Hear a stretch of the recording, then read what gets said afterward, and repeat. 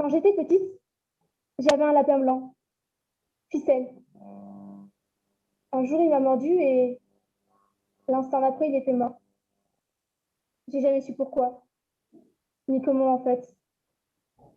Mais au final, qu'est-ce que ça change?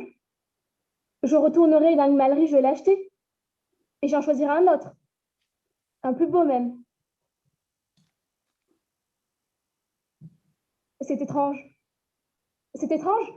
À l'école, on aborde des thématiques telles que la liberté d'expression, la laïcité ou bien encore les droits de l'homme. Et ces libertés qu'on nous a attribuées au détriment de nous parler de celles des êtres sensibles. Pourtant, cela nous concerne tous. En plus d'être animaux, ne sommes-nous pas nous aussi des êtres sensibles, fragiles? Toutefois, comme nous a dit Kern puis Bergson, ce n'est pas si simple. Alors on va jouer un jeu. On aime bien ça, les genoux. Imaginez que du jour au lendemain, les animaux puissent parler. Oh, vous pensez qu'ils vont venir nous voir, le sourire aux lèvres tout en nous remerciant?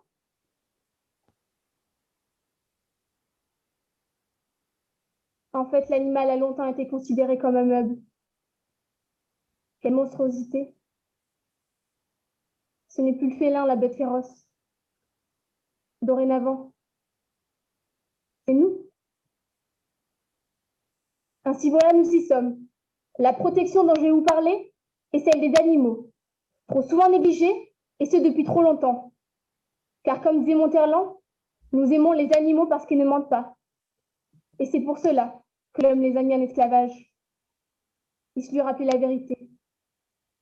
Seulement, de même que les animaux font des crottes, nous semons la merde, et ce depuis la nuit des temps. Nous avons laissé périr ce champ de bataille au Moyen-Âge, et aujourd'hui, nous les gavons pour le retrouver sur une belle table le soir de Noël. Mais depuis 2015, l'animal est désormais reconnu comme un être vivant, doué de sensibilité, dans le Code civil, article 115-14. Enfin, le droit à cesser d'être aveugle. Enfin, le bien-être animal est devenu une préoccupation dans notre beau pays. Liberté, égalité, fraternité. Mais la partie est-elle gagnée pour les animaux? D'après l'Union internationale pour la conservation de la nature, sur 120 000 espèces étudiées, 32 000 sont classées menacées, 2 700 sont en voie de disparition et 700 ont déjà disparu. En 2018, la gendarmerie enregistre 9 500 cas d'infraction. Il y a des actes de cruauté et de mauvais traitements. Vous voulez encore des chiffres? 5 000 animaux sont abandonnés en moyenne chaque année, dont 60 000 en été.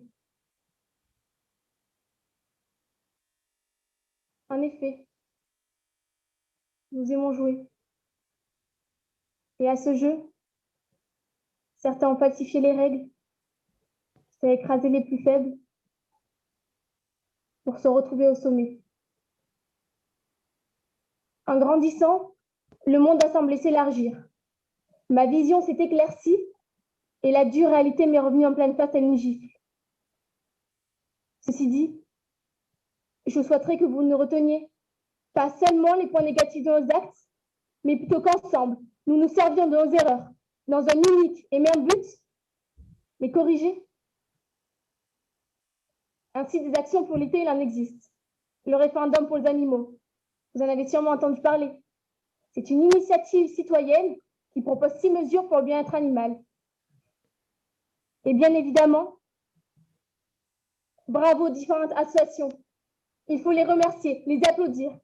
La Fondation 30 millions d'amis, la SPA, l'UICN, la Ligue pour la protection des oiseaux, Sea Shepherd qui depuis des années lutte pour les droits des silencieux. Et maintenant, je me souviens. Je me souviens ce jour-là, mon père n'arrêtait pas de répéter. Ce lapin est un monstre. Ce lapin est un monstre. Ce lapin est un monstre qui ne mérite que de crever. Mais pourquoi devrait-il s'excuser d'être un monstre? Payer pour quelque chose qu'il n'est pas?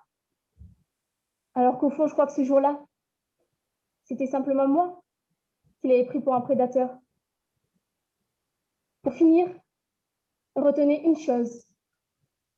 On ne n'est pas égaux face au pouvoir, Les animaux n'ont pas accès à la parole, alors donnons-leur. Mais attention aux dérives. On protège les animaux pour leur bien, mais il ne faut pas que l'on se prive de la relation avec eux. Sinon, c'est une amputation et non une libération. L'animal et l'homme peuvent et doivent vivre ensemble. Donc oui au droit de l'homme, oui au droit des animaux et oui au droit de l'environnement.